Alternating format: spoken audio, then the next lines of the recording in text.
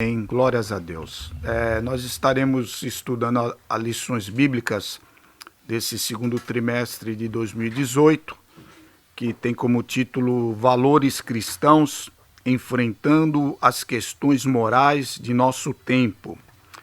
E essa lição que nós estaremos estudando é a lição de número 5, que será aplicada pelos professores nas escolas dominicais do dia 29 de abril de 2018, neste domingo próximo.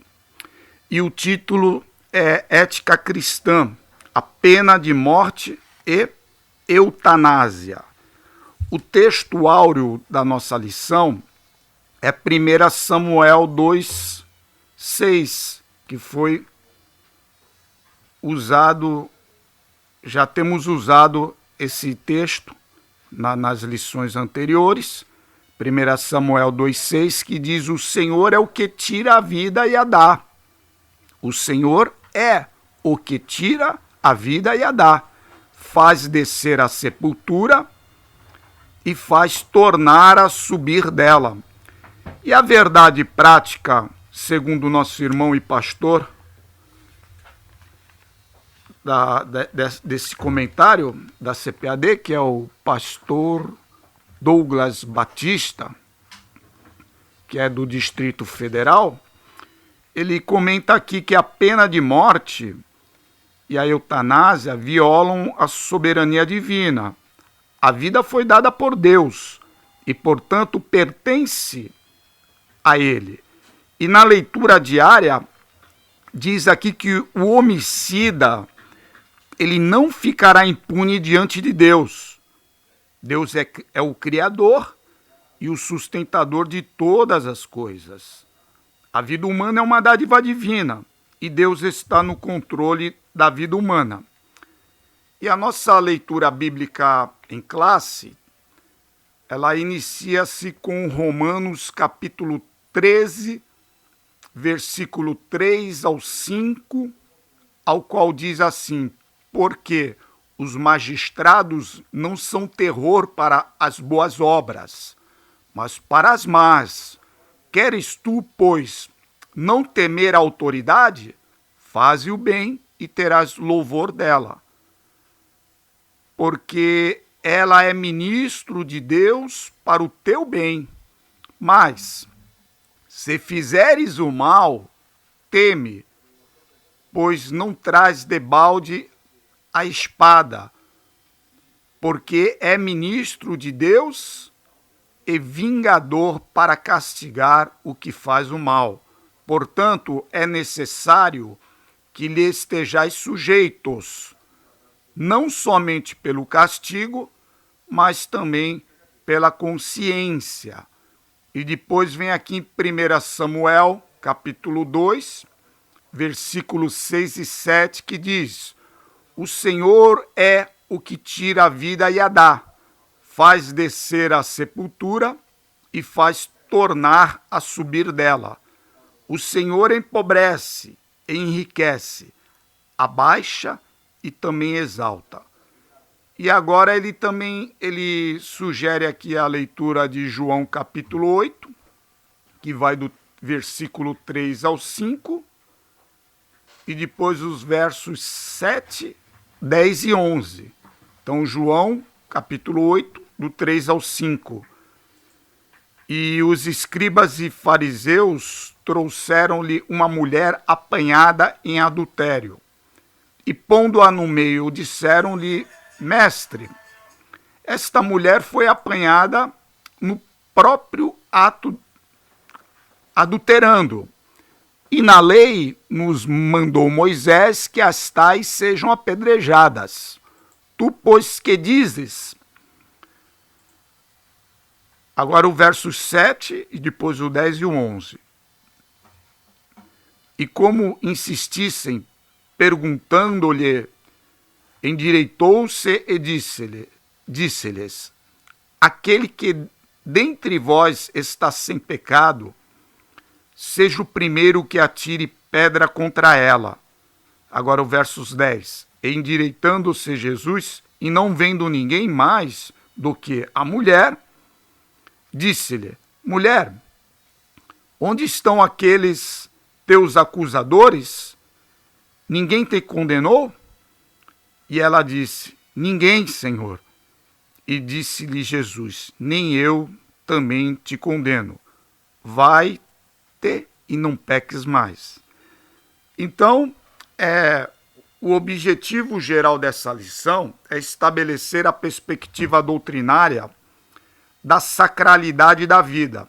Essa palavra sacralidade, que é um substantivo feminino, significa a qualidade do que é sagrado. E a vida é sagrada.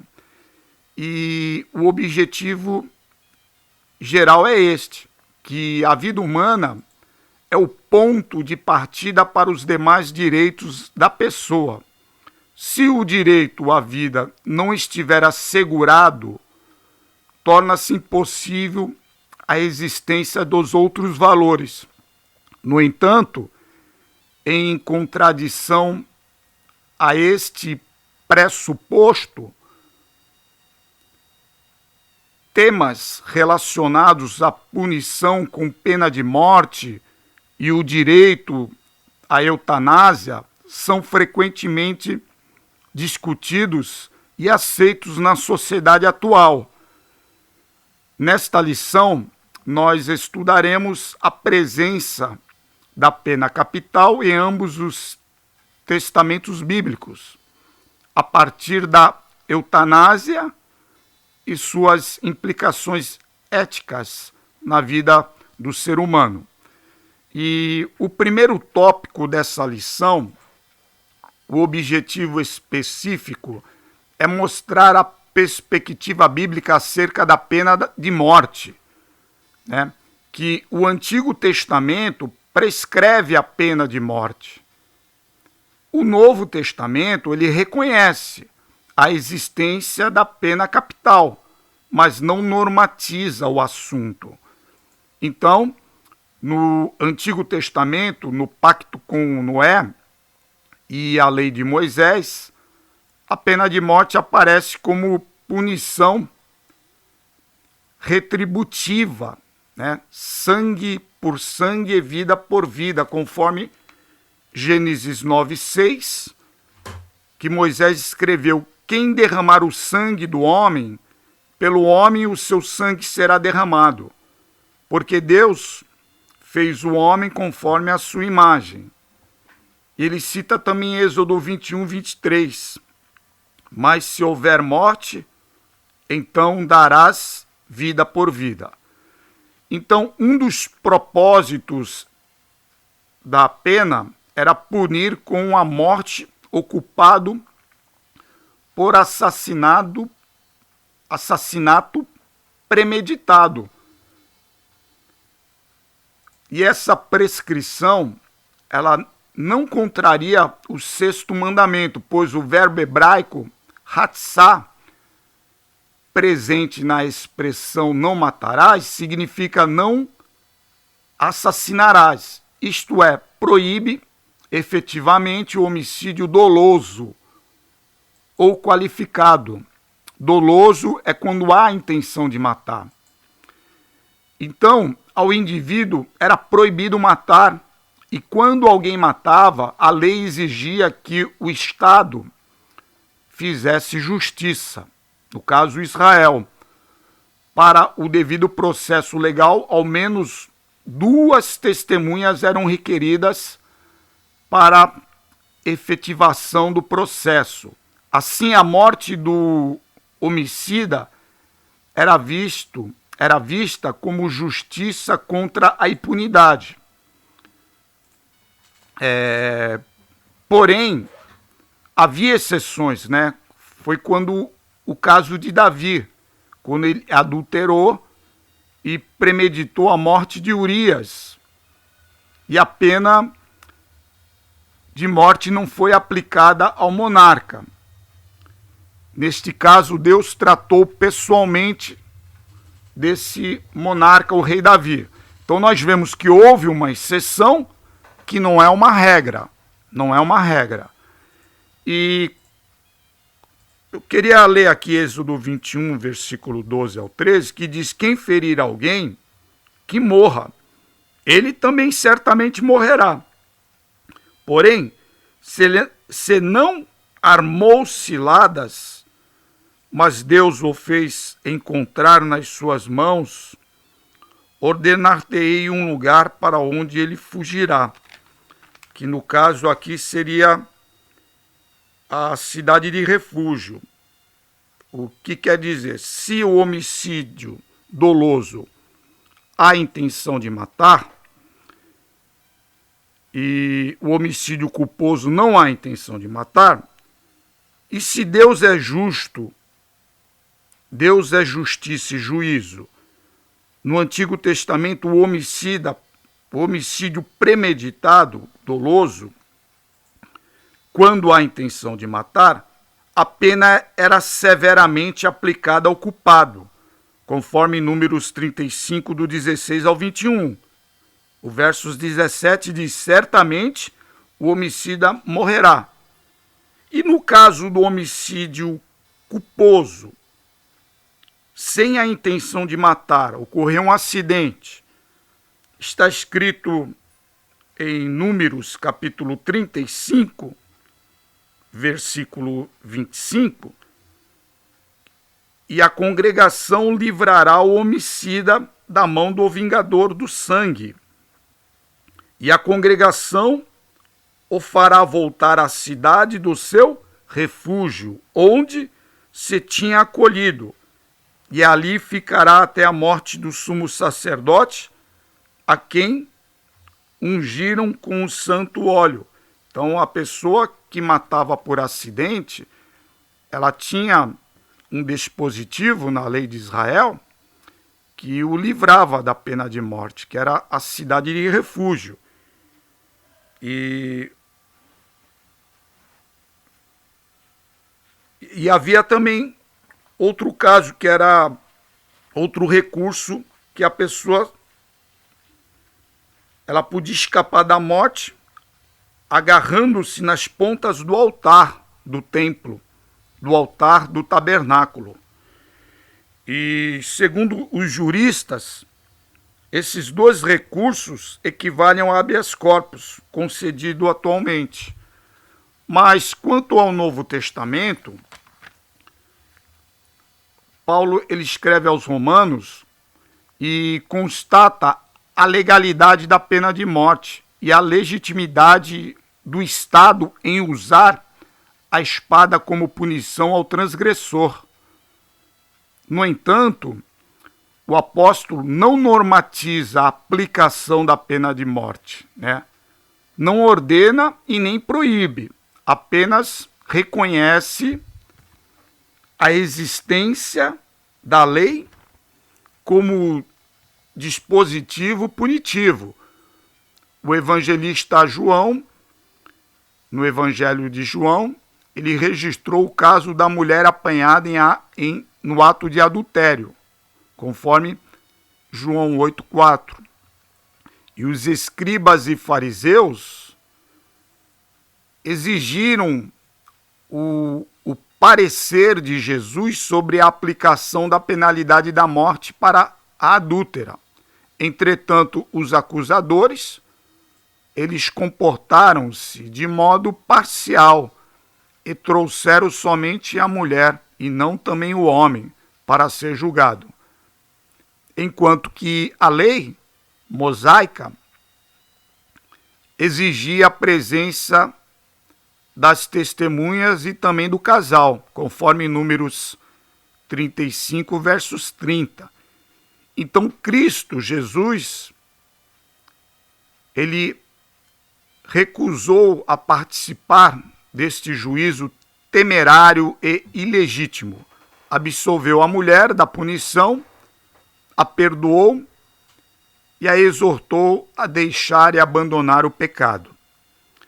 Então, a síntese do tópico 1 nos explica que as escrituras sagradas, elas prescrevem a pena capital, mas não normatiza. Então, Jesus deve ser o ponto reparador desse assunto, o ponto reparador, regulador desse assunto. E já indo para o segundo tópico, é o segundo tópico da nossa lição, que tem como objetivo expor o conceito e as implicações éticas da eutanásia. E o conceito de eutanásia, a etimologia da palavra eutanásia tem origem em dois termos gregos. Eu, com o significado de boa ou fácil, e thanatos, provavelmente do grego, thanatos, que significa morte. E a junção desses dois termos resulta na expressão boa morte, também conhecida como morte misericordiosa. E o vocábulo foi inicialmente usado pelo filósofo inglês Francis Bacon, de 1561 a 1627.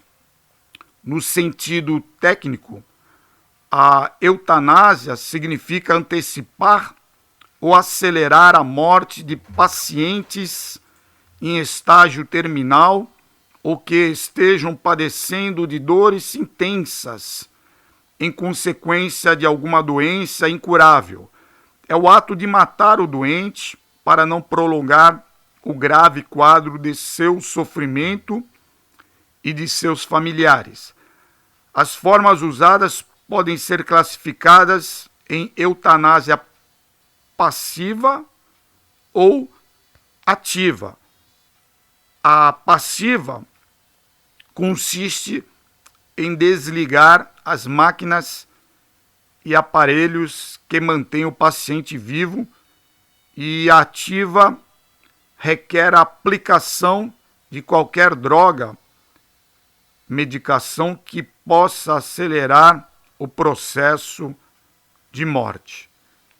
E o segundo subtópico, as implicações da eutanásia, né? Qual as implicações que a eutanásia traz? A prática da eutanásia tem implicações de ordem legal, moral e ética. Nos aspectos legais, a Constituição brasileira assegura a inviolabilidade do direito à vida, conforme artigo 5º. Assim, a eutanásia é tipificada como crime no Código Penal brasileiro, no artigo 122. No entanto, tramita no Senado Federal o projeto da Lei de 236/12 do Código Penal, onde o juiz, o magistrado, poderá deixar de aplicar punição para quem cometer a eutanásia, seja ela passiva ou ativa. Nas questões de ordem moral, nos deparamos com a violação do 6º mandamento, que está lá em Êxodo capítulo 20, versículo 13. Não matarás. E quando a eutanásia é consentida pelo paciente, surge o problema do pecado de suicídio. Quando é autorizado pelos parentes, é o homicídio. E quando pelo próprio paciente, é o suicídio. Pergunta-se, então, a quem mais interessa a eutanásia? Ao paciente ou ao seu plano de saúde? Ao paciente ou ao seu plano de saúde? Certa vez eu ouvi de um médico que trabalha em planos de saúde, ele dizia que os planos de saúde tiram o sangue dos médicos e o couro do paciente, porque pagam mal os médicos e os pacientes pagam caro, e o lucro fica com os planos. E as motivações, então, parecem ser mais econômicas que humanitárias. As indagações éticas podem ser assim resumidas. É lícito exterminar pessoas doentes? Quem tem poder para decidir sobre a morte? Então, a eutanásia é a antecipação da morte de pacientes em estágio terminal, e sua prática tem implicações de ordem legal, moral e ética. E agora nós partimos para o tópico terceiro, o tópico 3. Tópico 3, que tem como objetivo específico conscientizar sobre o aspecto sacro da vida, né? Conscientizar sobre a qualidade do que é sagrado na vida. E primeiro ele fala aqui sobre conscientizar sobre o aspecto sagrado da vida. A vida humana pertence a Deus, que é a fonte originária de toda a vida. Então Deus, ele trouxe o universo à existência, conforme Gênesis 1, no princípio criou Deus os céus e a terra, e que por Cristo sustenta todas as coisas, conforme está escrito lá em Hebreus, capítulo 1, versículo 3, que o escritor aos Hebreus diz: o qual, sendo o resplendor da sua glória, expressa a imagem da sua pessoa, e sustentando todas as coisas pela palavra do seu poder. Deus trouxe o universo à existência e que por Cristo sustenta todas as coisas. No primeiro dia criou a luz, no segundo o firmamento, no terceiro a terra seca, no quarto os luzeiros, no quinto dia os peixes e as aves, e no sexto dia os animais e o homem. E diz que no sétimo dia descansou, mas eu prefiro dizer que Deus celebrou, porque Deus não se cansa. Deus celebrou a criação. Então, Colossenses, o apóstolo Paulo, no capítulo 1, versos 17, diz: e ele é antes de todas as coisas, e todas as coisas subsistem por Jesus Cristo, o nosso Deus. O Senhor, ele tem o controle soberano de toda a vida, porém, ele respeita o livre-arbítrio de cada pessoa.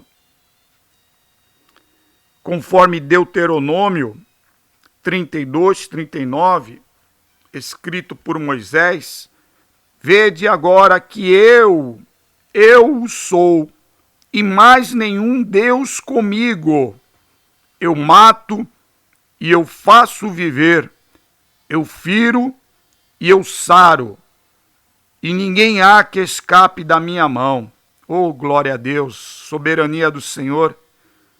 E Lucas registra em Atos dos Apóstolos, capítulo 17, versículo 25, dizendo: nem tão pouco, falando de Deus, é servido por mãos de homens, como necessitando de alguma coisa, pois ele mesmo é quem dá a todos a vida e a respiração e todas as coisas. Nós é que precisamos de Deus. Deus não precisa ser servido por mãos de homem, mas sim nós é que precisamos de Deus. O nosso Deus, o Deus vivo, ele é a fonte originária da vida, e só ele tem autoridade exclusiva para concedê-la ou tirá-la. Conforme 1 Samuel 2, verso 6, o Senhor é o que tira a vida e a dá, faz descer a sepultura e faz subir. Agora, ainda dentro da consciência sobre o aspecto sagrado da vida, o subtópico 2 diz o caráter sagrado da vida, sendo a sua origem divina, a vida humana é sagrada. Sendo a sua origem divina, ela é sagrada. Existe a proibição de alguém tirar a vida de outra pessoa, intencionalmente. É uma regra, é uma lei. Existe a proibição de alguém tirar a vida de outra pessoa intencionalmente. Conforme Êxodo capítulo 20, versículo 13, não matarás. Desde o momento da concepção da vida, que nós falamos que a fecundação, o embrião e o feto, né? Então, desde a concepção até o último instante de vida, a dignidade da vida humana deve ser protegida e preservada. O salmista, nos Salmos 116, versículo 15, ele diz: preciosa é a vista do Senhor a morte dos seus santos. Olha, preciosa é a vista do Senhor a morte dos seus santos. E no Salmo 139, versículo 13 ao 16, Salmo 139, versículo 13 ao 16, o salmista escreve dizendo: pois possuístes as minhas entranhas, cobriste-me no ventre de minha mãe. Eu te louvarei, porque de um modo assombroso e tão maravilhoso fui feito. Maravilhosas são as tuas obras, e a minha alma o sabe muito bem. Os meus ossos não te forem cobertos, quando no oculto fui feito, e entretecido nas profundezas da terra. Os teus olhos viram o meu corpo ainda informe, e no teu livro todas essas coisas foram escritas, as quais em continuação foram formadas, quando nem ainda uma delas havia. Então, meus irmãos, o apóstolo Pedro também, na sua segunda carta, capítulo 1, versos 3, ele diz: visto como o seu divino poder nos deu tudo o que diz respeito à vida e à piedade. A vida é uma dádiva divina que deve ser respeitada e preservada. E só Deus tem poder e autoridade para tirá-la e dá-la. Então a ciência hoje e a medicina estão à disposição do bem-estar da humanidade para pacientes receberem tratamento adequado para alívio das dores e a cura. Então, buscar a morte para alívio do sofrimento é uma decisão condenada pela palavra de Deus, pela Bíblia, que é a fonte de autoridade. Nós temos o exemplo de Jó, que Jó, na plenitude dos terríveis sofrimentos, sua mulher, lá no capítulo 2 de Jó, Jó 2, versos 9, sua mulher lhe disse: ainda retens a tua sinceridade? Amaldiçoa a Deus e morra. Eu devia estar dizendo: dá cabo da tua vida, se mata, não resta mais nada para ti. Ele a repreendeu e disse: como fala qualquer doida, assim falas tu? Recebemos o bem de Deus e não receberíamos o mal?